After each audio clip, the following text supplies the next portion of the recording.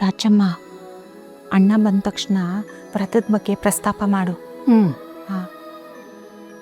ವಿನಯ್,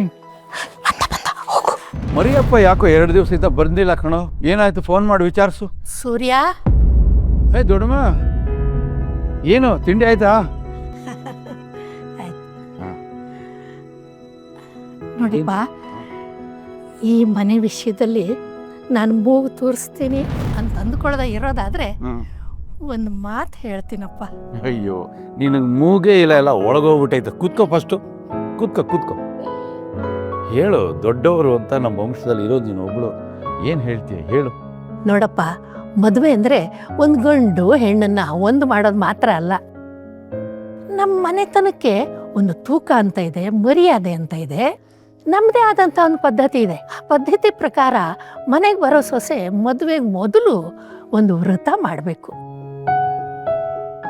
ನಿನ್ನ ಹೆಂಡತಿ ಶಾಂತಿ ಕೂಡ ಮದುವೆಗೆ ಮೊದಲು ಈ ವ್ರತನ ಮಾಡಿದಾಳಪ್ಪ. ಅದ್ಯಾವ ವ್ರತ ದೊಡ್ಡಮ್ಮ?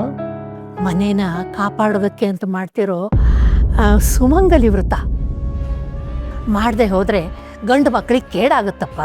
ನೀನು ಮತ್ತೆ ಹೇಳಿದ್ನೇ ಹೇಳ್ತೀಯಲ್ಲ ದೊಡ್ಡಮ್ಮ. ನೀವೆಲ್ಲ ಈಗಿನ ಕಾಲದವರು, ನಂಬೋದಿಲ್ಲ. ಆದರೆ ಪದ್ಧತಿಗಳೆಲ್ಲ ಹುಟ್ಕೊಂಡಿರೋದು ಸುಮ್ಮನೆನಾ? ವ್ರತ ಮಾಡಿದ್ರು ಒಳ್ಳೇದಪ್ಪ. ದೊಡ್ಡಮ್ಮ, ಈಗಾಗಲೇ ನಿಶ್ಚಿತಾರ್ಥದ ದಿನ ಆಗಬಾರ್ದು ಎಡವಟ್ಟುಗಳೆಲ್ಲ ಆಗೋಗಿದೆ. ನಾವು ಯಾರೂ ಅದನ್ನು ಮರ್ತೇ ಇಲ್ಲ. ಇಂಥ ಪರಿಸ್ಥಿತಿಯಲ್ಲಿ ಇವೆಲ್ಲ ಬೇಕಾ? ಅಣ್ಣ, ಯಾಕೆ ಹೀಗೆ ಹೇಳ್ತಿದೀಯಾ? ಹಿರಿಯರ ಕಾಲದಿಂದನೂ ನಮ್ಮ ಮನೆಯಲ್ಲಿ ಸಂಪ್ರದಾಯ ನಡ್ಕೊಂಡು ಬಂದಿದೆ ಅಂತ ರಾಜಮ್ಮ ಹೇಳ್ತಿದ್ದಾರೆ. ನಮ್ಮ ಮನೆ ಗೌರವ, ಮನೆತನ ಬೆಳೆಯುತ್ತೆ ಅನ್ನೋದಾದರೆ ಇದನ್ನು ಮಾಡ್ಬೋದಲ್ವಾ ಅಣ್ಣ? ಅದು ಅಲ್ಲದೆ ಇಷ್ಟು ದೊಡ್ಡ ಮನೆಗೆ ಸೊಸೆಯಾಗಿ ಬರ್ತಿದ್ದಾಳೆ ಅಂತಂದಮೇಲೆ ಈ ಸಂಪ್ರದಾಯ ನೆರವೇರಿಸೋದ್ರಲ್ಲಿ ಅಷ್ಟೊಂದು ಕಷ್ಟನಾ? ಹೌದಪ್ಪ, ನಿನ್ನ ಹೆಂಡತಿ ಶಾಂತಿ ಹೋದ್ಮೇಲೆ ಈ ಮನೆ ಜವಾಬ್ದಾರಿ ತಗೊಳ್ಬೇಕಾದದ್ದು ಬರೋ ಸೊಸೆ ಅಲ್ವಾ? ಅವಳು ಈ ವ್ರತ ಮಾಡಲೇಬೇಕಪ್ಪ. ನೀವು ವಿಜ್ಞಾನ ನಂಬೋರು, ಅದ್ರ ಪ್ರಕಾರನೇ ಹೇಳೋದಾದ್ರೆ ಅವಳ ಭಕ್ತಿ ತಾಳ್ಮೆಗೆ ಒಂದು ಪರೀಕ್ಷೆ ಅಂದ್ಕೋ. ಆ ಮನೆಯವರು ಸಂಸ್ಕಾರವಂತರು ಅಂತ ಹೇಳ್ತೀರ, ಮತ್ತ್ಯಾಕೆ ಹಿಂದೆ ಮುಂದೆ ನೋಡೋದು? ಹೌದಣ್ಣ, ಮನೆಗೆ ಸೊಸೆಯಾಗಿ ಬರೋದು ಅಂತಂದರೆ ಬರೀ ವಿನಯ್ಗೆ ಹೆಂಡತಿಯಾಗಿ ಬರೋದು ಮಾತ್ರ ಅಲ್ಲ, ಈ ಮನೆಗೆ ಮಗಳಾಗಿ ಬರಬೇಕು. ಆ ಸ್ಥಾನಕ್ಕೆ ಅವಳು ಯೋಗ್ಯಳ ಇಲ್ವಾ ಅನ್ನೋದು ಈ ವ್ರತ ಮಾಡೋದ್ರಿಂದ ಗೊತ್ತಾಗುತ್ತೆ. ಈ ವಿಷಯನ ಅವ್ರ ಮನೆಯವ್ರ ಹತ್ರ ಒಂದ್ಸಲ ಪ್ರಸ್ತಾಪ ಮಾಡೋಣ ಅಣ್ಣ. ಅವಳೇನಾದರೂ ಈ ವ್ರತ ಮಾಡೋದಕ್ಕೆ ಒಪ್ಪಿಗೆ ಇದೆ ಅಂತಂದರೆ ಆಮೇಲೆ ಮುಂದಿನ ಯೋಚನೆ ಮಾಡೋಣ.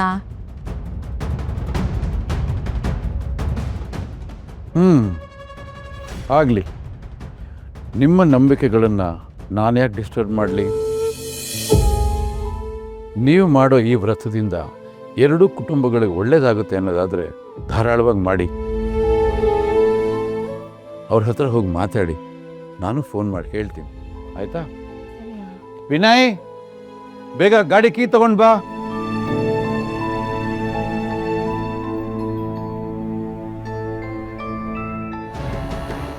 ಇನ್ನು ಮುಂದೆ ಇಂಥ ಒಂದೇ ಒಂದು ತಪ್ಪೆಚ್ಚು ಇಟ್ಟರು ನಿನ್ನ ಮಗಳು ಮದುವೆ ಬರೀ ಫ್ಲಾಪ್ ಶೋ ಆಗಿಬಿಡುತ್ತೆ.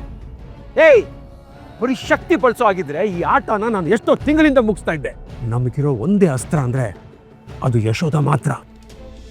ಅವಳನ್ನ ಹೇಗೆ ಹದವಾಗಿ ತಯಾರು ಮಾಡ್ತಿದ್ದೀನಿ ಅಂದರೆ ಸೂರ್ಯಪ್ರಕಾಶ್ ಕೋಟೆನ ಅವಳು ಒಳಗಿಂದನೇ ಕುಸಿ ಹಾಕಿ ಮಾಡ್ತಾಳೆ.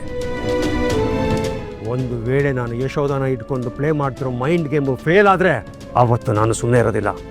ಆ ಮದುವೆ ಮಂಟಪನ ದೀಪಾವಳಿ ಮಾಡ್ಬಿಡ್ತೀನಿ. ಆ ಸೂರ್ಯಪ್ರಕಾಶು ಜೀವನ ಪೂರ್ತಿಯ ನರಕದಿಂದ ಹೊರಗೆ ಬರಬಾರ್ದು, ಹಾಗೆ ಮಾಡ್ತೀನಿ.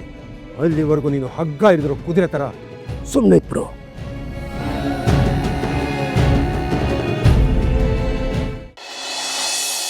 Okay, fine. ಡಿಸ್ಪ್ಲೇ ಹಾಕಿದ್ದು ಮಜಾ?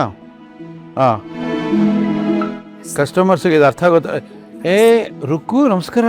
ಏನಮ್ಮ ದಿಢೀರಂತ ಫೋನೇ ಮಾಡಿಲ್ಲ? ಕೂತ್ಕೋ. ಚೆನ್ನಾಗಿದ್ದೀನಮ್ಮ? ಚೆನ್ನಾಗಿದ್ದೀನಿ. ನೀವು ಹೇಗಿದ್ದೀರಾ? First class. ಹೇಗೆ ನಡೀತಾ ಇದೆ ಮದುವೆ ವ್ಯವಸ್ಥೆಗಳೆಲ್ಲ? ಎಲ್ಲ ತಕ್ಕ ಮಟ್ಟಿಗೆ ಆಗ್ತಾ ಇದೆ ಸರ್. ಎಲ್ಲರೂ ಒಂದು ಹಂತಕ್ಕೆ ಎಂಗೇಜ್ಮೆಂಟ್ ವಾತಾವರಣಕ್ಕೆ ಹೊಂದ್ಕೊಳ್ತಾ ಇದ್ದಾರೆ. Very good. ಆಮೇಲೆ ಏನಿಷ್ಟು ದೂರ ಬಂದಿದ್ದು? ಈ ಸೂರ್ಯಪ್ರಕಾಶಿಂದ ಏನು ಸೇವೆ ಆಗಬೇಕಮ್ಮ? ಒಂದು ನಿಮಿಷ ತಗೊಳ್ಳಿ. ಏನು ಮಗಳೇ ಇದು? ಅದರಲ್ಲಿ 1,00,000 ಇದೆ. 1,00,000? ಮದುವೆಗೆ ಹುಡುಗಿ ಮನೆಯಿಂದ ಹುಡುಗನ ಮನೆಗೆ ಏನಾದರೂ ಕೊಡಬೇಕಲ್ವಾ, ಅದಕ್ಕೆ ಸರ್. ಹೆಣ್ಣಿನ ಕಡೆಯವರಿಂದ ಗಂಡಿನ ಕಡೆಯವ್ರಿಗೆ ಕೊಡಬೇಕಾ?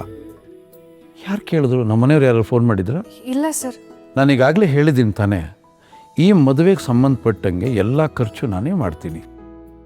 ಅದು ನಿಮ್ಮ ಮನೆಯಲ್ಲಾಗಲಿ ನನ್ನ ಮನೆಯಲ್ಲಾಗಲಿ ಒಂದು ಬಿಡುಗಾಸು ಖರ್ಚಾದರೂ ಕೂಡ ಅದು ಸೂರ್ಯಪ್ರಕಾಶ್ದು ಅಂತ ಮಾತು ಕೊಟ್ಟಿದ್ದೀನೋ ಇಲ್ವೋ? ಹೌದು ಸರ್, ನೀವು ಶ್ರೀಮಂತರು. ಈ ಮದುವೆನ ಅದ್ಧೂರಿಯಾಗಿ ಮಾಡಿಸೋ ತಾಕತ್ತು ನಿಮಗಿದೆ. ಆದರೆ ಇದು ನನ್ನ ಅಕ್ಕನ ಮದುವೆ. ಅಣ್ಣ ಬದುಕಿದ್ದಾಗ ಕಲ್ಯಾಣಿ ಅಕ್ಕನ ಮದುವೆನ ಹಾಗೆ ಮಾಡಬೇಕು ಹೀಗೆ ಮಾಡಬೇಕು ಅಂತ 1000 ಕನಸು ಕಂಡಿದ್ದ. ನನ್ನ ತಂಗಿನ ರಾಜ್ಕುಮಾರಿ ಥರ ಕಳಿಸ್ಕೊಡ್ಬೇಕು ಅಂತ ಯಾವಾಗಲೂ ಹೇಳ್ತಿದ್ದ. ಅಣ್ಣ ಇವಾಗ ನಮ್ಮ ನಡುವೆ ಇಲ್ಲದೆ ಇರ್ಬೋದು, ಆದರೆ ಅವನು ಕಷ್ಟಪಟ್ಟು ಬೆವರು ಸುರಿಸಿರೋ ದುಡ್ಡು ಅಕ್ಕನ ಮದುವೆಗೆ ಬಳಕೆ ಆಗಬೇಕು ಅನ್ನೋದು ನನ್ನ ಆಸೆ. ಇದನ್ನು ನಮ್ಮ ಅಣ್ಣನ ಕಡೆಯಿಂದ ಒಂದು ಸಣ್ಣ ಕಾಣಿಕೆ ಅಂದ್ಕೊಂಡು ತಗೊಳ್ಳಿ ಸರ್. ಕೂತ್ಕೋ. ಮದುವೆ ಅಂದ್ರೆ ಏನು? ಕನ್ಯಾದಾನ ಅಂತ ಹೇಳ್ತಾರೆ. ನಿಮ್ಮ ಕುಲದ ಕನ್ಯೆಯನ್ನು ನಮ್ಮ ಕುಲಕ್ಕೆ ದಾನ ಮಾಡೋದು. ಹೆಣ್ಣಿನ ಮನೆಯಿಂದ ಒಂದು ಸಾಸಿವೆ ಕಾಳು ತಗೊಂಡ್ರೂ ಕೂಡ ಅದು ಗಂಡಿನ ಮನೆಗೆ ಅಂಟ್ಕೊಳ್ಳುವಂಥ ಪಾಪ, ಜೊತೆಯಲ್ಲಿ ಶಾಪ. ಸರ್, ನೀವು ನಮಗೆ ಮಾಡಿರೋದ್ರಲ್ಲಿ ಇದು ಕಿಂಚಿತ್ತೂ ಅಲ್ಲ. ಇದು ನಿಮಗಾಗಲಿ ನಿಮ್ಮ ಮಗನಿಗಾಗಲಿ ನಾವು ಕಟ್ತಾ ಇರೋ ಬೆಲೆ ಅಲ್ಲ, ನಮ್ಮ ಕಡೆಯಿಂದ ಕಾಣಿಕೆ ಅಷ್ಟೇ. ಕಾಣಿಕೆಯಾಗಿ ನಿಮ್ಮ ಅಕ್ಕನೇ ಈ ಮನೆ ಸೊಸೆಯಾಗಿ ಬರ್ತಾ ಇದ್ದಾಳಲ್ಲ ಮಗಳೇ, ಇನ್ನೇನು ಕೊಡಬೇಕು? ಹೆಣ್ಣಿನ ಮನೆಯವರಿಗೆ ಕ್ಷಣ ಕ್ಷಣಕ್ಕೂ ಅನಿರೀಕ್ಷಿತವಾದ ಖರ್ಚುಗಳು ಬರ್ತಾ ಇರುತ್ತೆ. ಇಟ್ಕೋಬೇಕಾಗತ್ತೆ ನಿನಗೆ. ಇಲ್ಲ ಸರ್, ನನಗೋಸ್ಕರ ಅಲ್ಲ ಅಂದರೂ ನಮ್ಮ ಅಣ್ಣನಿಗೋಸ್ಕರನಾದರೂ ತಗೊಳ್ಳಿ. ಅಣ್ಣ ಇಲ್ಲೇ ಎಲ್ಲೋ ನಿಂತು ನಮ್ಮನ್ನ ನೋಡ್ತಾ ಇರ್ತಾನೆ, ಹಾರೈಸ್ತಿರ್ತಾನೆ. ಅದಕ್ಕೋಸ್ಕರ ಆದರೂ ತಗೊಳ್ಳಿ ಸರ್. ಆಯಿತು ಮಗಳೇ, ನಿನ್ನ ಸಂತೋಷಕ್ಕೋಸ್ಕರ, ನಿಮ್ಮ ಅಣ್ಣನ ಆತ್ಮಶಾಂತಿಗೋಸ್ಕರ ನಾನು ಈ ಹಣ ತಗೊಳ್ತೀನಿ. ಆದರೆ ಇದರಲ್ಲಿ ಒಂದೇ ಒಂದು ಬಿಡುಗಾಸು ಈ ಮದುವೆಗೆ ನಾನು ಬಳಸೋದಿಲ್ಲ. ಇದನ್ನು ಹಾಗೆ ಜೋಪಾನವಾಗಿ ಇಟ್ಟಿರ್ತೀನಿ. ನಿಮ್ಮ ಅಕ್ಕ ಇಲ್ಲಿ ಬಾಳ್ವೆ ಮಾಡೋಕ್ಕೆ ಬರ್ತಾಳಲ್ಲ, ಬಂದಾಗ ಇದನ್ನು ಅಣ್ಣನ ನೆನಪು ಅಂತ ನೋಡ್ತಾ ಇರಲಿ. ಅವಶ್ಯಕತೆ ಇದ್ದಾಗ ತಗೊಂಡು ಅವಳು ಬಳಸ್ಕೊಳ್ಳಿ. ಓಕೆನಾ? Thank you sir. ನಾನಿನ್ನು ಬರ್ತೀನಿ. ಆಯಿತು ಮಗಳೇ, ದೀರ್ಘಾಯುಷ್ಮಾನ್ ಬ. ಏ ಮಗಳೇ, ಅಲ್ಲ ನೀನು ನಮ್ಮ ಅಂಗಡಿ ಕೆಲ್ಸಕ್ಕೆ ಬರ್ತೀನಿ ಅಂತ ಹೇಳಿದೆ. ಆ ಕೆಲಸ ಖಾಲಿ ಇದೆ, ನೀನು ಬಂದೇ ಇಲ್ಲ. ಅಕ್ಕನ ಮದುವೆ ಕೆಲಸ ತುಂಬ ಇದೆ ಸರ್. ಅದೆಲ್ಲ ಮುಗಿಸ್ಕೊಂಡು ನಾನೇ ಬಂದು ಜಾಯ್ನ್ ಆಗ್ತೀನಿ. ಆಯಿತು, ಹೋಗ್ಬಿಡ್ಬಾ.